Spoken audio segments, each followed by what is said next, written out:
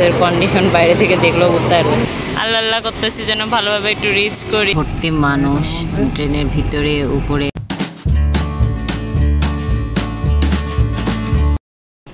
আসসালামু আলাইকুম, welcome to my new vlog. আমি সাইমা আপনাদের সামনে হাজির হয়েছি নতুন আরেকটা ভিডিও নিয়ে। আশা করছি সবাই ভালো আছেন। আমি আলহামদুলিল্লাহ ভালো আছি। তো গাছে পেয়ারায় যে এই সিজনের পেয়ারাগুলোতে সব পোকা থাকে, হলুদ হয়ে হয়ে আছে। পড়ে গেল, কই গেল যে পড়ে গেছে। এই যে দেখো তো, এটা ভালো নাকি? হ্যাঁ হ্যাঁ, অনেক গরম, তো আমরা সবাই গরমে একদম অস্থির। আমার ছেলেকে একটু ঘুম পাড়ায় দিলাম। দেখি ভেতরে বুঝতেছি না, তবে দেখে মনে হচ্ছে পোকা থাকতে পারে। আর এই যে আমাদের আঙিনার ভিতরে যে আম গাছটা, এটা অনেক ছোট ছিল। মানে আমার বিয়ের সময় কত ছোট্ট একটা গাছ, সেটা এখন মাশাআল্লাহ অনেক বড় হয়ে গেছে। তো ডাল কেটে ফেলছে বাবুর আকিকার মধ্যে, তখন এই জন্য আর কি এবার আম একটু কম। আমি এখন যাচ্ছি আমার ফুপি শাশুড়ির বাড়িতে। আজকে আমার ফুপি শাশুড়ির ছেলেকে মেয়ে পক্ষ দেখতে আসবে। তো মা ওখানেই সকাল থেকে আছে, রান্নাবান্নার কাজে ব্যস্ত। তো আমি বাবুকে ঘুম পাড়িয়ে দিয়ে এই সুযোগে ভাবলাম যে আমি একটু ঘুরে আসি, যে কি অবস্থা, কত দূর কাজ। তো একটু খালি পায়ে যাচ্ছি। মাটি তো ওইভাবে পাওয়া যায় না, গ্রামেও এখন মাটি খুব কম। সবার দেখা যায় যে উঠান এরকম পাকা করা, মানে ধান শুকানোর জন্য। তো এই গলিটুকুই জাস্ট মাটি আছে। তো ভাবলাম একটু খালি পায়ে যাই। যে দেখি রান্নাবান্না প্রায় শেষ, পোলা রান্না করবে, যার কারণে চালটা ঝেড়ে নিচ্ছে। পাত্রীপক্ষরা বের হয়ে পড়ছে, তো সবাই নাই। রান্নাবান্না হয়ে গেছে, কিন্তু নাস্তার আইটেমগুলো বাকি ছিল। আমি তাড়াহুড়ো করে এই যে আমাদের বাড়িতেই নিয়ে আসলাম। এখানে একটু জর্দাটা করতেছি, আর এখানে হলো চার জন্য দুধটা বসাইছে, আর যে শরবতের জন্য পানি ভরা হচ্ছে। আমরা ইনশাল্লাহ আগামীকাল টাঙ্গাইলের উদ্দেশ্যে রওনা দিব। তো যার কারণে যত কাপড় চোপড় ছিল সব এই তো 2 তার ভর্তি, এগুলো সব ক্লিন করে নিলাম, যেন যে আর ক্লিনের ঝামেলা না থাকে। কারণ দেখা যায় যে যতই ক্লিন করে নিয়ে যাই, যে অনেক কাপড় ক্লিন করতে হবে আবার। তো ভাবলাম অন্তত যতটুকু করব ওইটুকু কমবে। আর এই তো রোদ দেখেন কি পরিমাণে, আকাশ পরিষ্কার, এত গরম। কোনো পক্ষ চলে আসছে, বাইক দেখে তো তাই মনে হচ্ছে এগুলো কোনো পক্ষেরই। তো খাওয়া দাওয়া শুরু হবে, আমি একটু আসলাম। আন্টি সকালবেলা থেকেই থাকতে বলছিল, বাট বাবু নিয়ে সেটা পসিবল হয় নাই। তো বাবুকে ঘুমিয়ে দিয়ে দৌড় দিয়ে চলে আসছি। তো এসে দেখি যে খাবার সব কিছু এখানে রেডি করা হচ্ছে, ওনারা এখন খেতে বসবে। তো আমি আর আপু মিলে খাওয়াবো। আন্টি সব কিছু রেডি করে আমাদের দিচ্ছে, আর আমরা দুজনে মিলে সবাইকে খাওয়াচ্ছি। এখন সন্ধ্যাবেলা আমরা ব্যাগপত্র গোছানো শুরু করে দিয়েছি। তো টুকটাক কিছু জিনিস নিয়ে যাব, যেমন কাঁঠালের বীজ, এটা আমার অনেক পছন্দ। আমি ভর্তা বা তরকারিতে খেতেও পছন্দ করি, বিশেষ করে ভর্তাটা। তো হলো মা হলো এখানে সবগুলো নিয়ে এসে দিয়েছে, যতটুকু লাগবে নিয়ে নাও। তো অল্প করেই নিব, বাবু নিয়ে তো এখন এভাবে আর সুযোগ হয় না। জানি না ভর্তা খেতে পারবো কিনা, তো অল্প পরিমাণে নিচ্ছি যেন নষ্ট না হয়। আর এখানে বাবুর দাদা হলো তার জন্য এই যে মিষ্টি আলু নিয়ে এসে দিয়েছে। কতবার নিয়ে গিয়েছিলাম সেটাই এতদিন চললো, তো এবার আবার দিয়েছে। আর এখানে অল্প পরিমাণে পোলার চাল আছে, বেশি জিনিস নিব না যেহেতু ব্যাগ ভারী হবে এবার। পরের দিন সকালবেলা থেকে আবার ভিডিওটা কন্টিনিউ করছি। তো আজকে আমরা ইনশাল্লাহ চলে যাব। তো সকালবেলা আমাদের গাড়ির টাইমিং না, একটু দেরিতেই, লেট করে আর কি আজকের বাস। তো যার কারণে সকালবেলা উঠে অনেকটা সময় পেয়েছি। তো ভাবলাম যে আমাদের রুমের যে বেডশিটটা সেটাও ক্লিন করে রেখেছি। আমার শাশুড়ি যেহেতু ওয়াশিং মেশিন ইউজ করে না, তো আমরা আসলে একটু ইউজ করার পরে তো ভাবলাম যে এটা একবার একটু ইউজ করে যায়, যেহেতু ইলেকট্রনিক জিনিস অনেক দিন পরে থাকলে কি সমস্যা হয় না হয়। তো এখানে চাদরটা দিয়ে দিলাম। গতকাল রাত্রে খিচুড়ি রান্না করছিলাম একটু বেশি করে, কিন্তু সে 1 চামচও মুখে নেয় না, সারা রাত্রে না খেয়েছিল। তো সকালবেলায় যে ওটস রেডি করতেছি, যায় না আজকে আবার কি করবে। বাচ্চা কাচ্চাদের আসলে মুডের ঠিক নেই, কোনো সময় দেখা যায় যে একটু ক্ষুধা লাগে খেতে চায়, আবার কোনো সময় একদমই মুখে নিতে চায় না।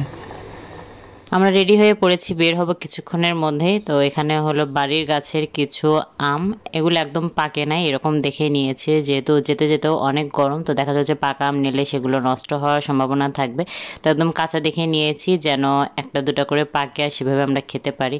আর এই যে এটা এরকম ডাল টাইপ সহই তার দাদা দিয়েছে, যে তার ভাই খেলবে এটা দিয়ে। তো এই তো আমগুলো নিয়ে নিচ্ছি। সকালের খাওয়া দাওয়া শেষ করে আমরা এখন বের হয়েছি, আমাদের সিএনজিও চলে এসেছে। আর দেখতেই পাচ্ছেন কি পরিমাণে রোদ উঠেছে। তো এই তো বাবু তার ফুপি আপু সবার কাছ থেকে বিদায় নিচ্ছে।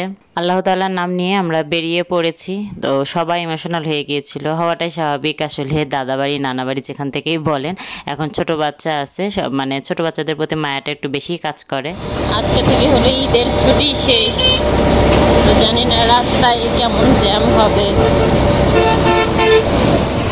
মাত্র জ্যামের কথা বলছি, আর এই যে ব্রিজ থেকে নেমে দেখি এইখানে গাড়ির সিরিয়াল। আল্লাহ আল্লাহ করতেছি, এত গরম, এই জ্যামে বসে থাকতে ভালো লাগবে না। তো পুরোটাই গাড়ির সিরিয়াল, সব ঢাকাগামী বাস। আমরা এখনো বাস স্ট্যান্ডে পৌঁছাই নাই, এই যে পুরোটাই গাড়ির জ্যাম। কত কষ্ট করে মানুষ ফিরতেছে মানে এই গরমে। ব্যাগপত্র নিয়ে মার্কেটের ভিতরে বসে আছি, ঈদের ছুটি ওনাদের এখনো শেষ হয়নি, সব দোকান বন্ধ।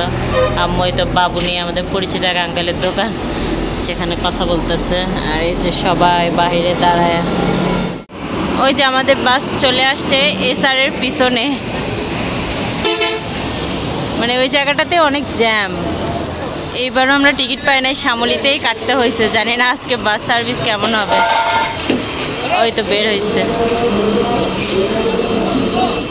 আমরা ভাবছিলাম ওই বাস, পরে দেখি না ওইটা না, ওটা দেখি আমাদের রেখে চলে যাচ্ছিল। তখন এখন আমাদের বাসের জন্য ওয়েট করতেছি। ফাইনালি আমরা একটা শ্যামলীর দেখা পাইছি, মনে হচ্ছে এইটা, আশা করা যাচ্ছে এইটাই হওয়ার কথা না। হ্যাঁ, আল্লাহ তাআলার নাম নিয়ে বাসে উঠে পড়ছি। তো ইনশাল্লাহ তো গোবিন্দগঞ্জের রাস্তা পার হচ্ছি, আল্লাহ বেচার একটা ইনশাল্লাহ আবার আশা হচ্ছে। বাস বনানীর কাছাকাছি যাওয়ার আগেই হঠাৎ করে দেখলাম রাস্তার মাঝে কেমন একটা ঝাঁকুনি দিয়ে উঠলো, আর কিছুক্ষণ পরেই নামাজের বিরতি দিল। তো আমরা ভাবছি যে সেজন্য হয়তো বাসটা ব্রেক করেছে, বাট নামাজের বিরতি শেষে সবাই যখন উঠবে বাসে তখন দেখতে পেল যে না, বাসের চাকাতে প্রবলেম, চাকাটা পিছনের দিকে সরে গিয়েছিল। তো সেটা এখন ঠিক করতেছে। তো অনেকক্ষণ সময় হলো, মানে প্রায় 2 ঘন্টার মতো সময় হয়ে গিয়েছে, ওরা ট্রাই করতেছে। গরমে তো সবাই অস্থির, আর এই যে বাবু কান্নাকাটি শুরু করে দিছে। বাস থেকে নেমে পড়লাম, ওই যে ওনারা চাকা ঠিক করতেছে, আবার চাকার কি যেন হচ্ছে, অনেকক্ষণ হয়ে গেল। ওনারা এবার ভিতরে ঝকাঝাটি করতেছে। আর বাসের কন্ডিশন বাইরে থেকে দেখলেও বুঝতে পারবে খুবই বাজে, ভেতরের কন্ডিশন তো আরও বাজে। তো আমরা একটু বিকল্প ওয়ে খুঁজলাম, তো দেখি টাঙ্গাইল কীভাবে পৌঁছানো যায়।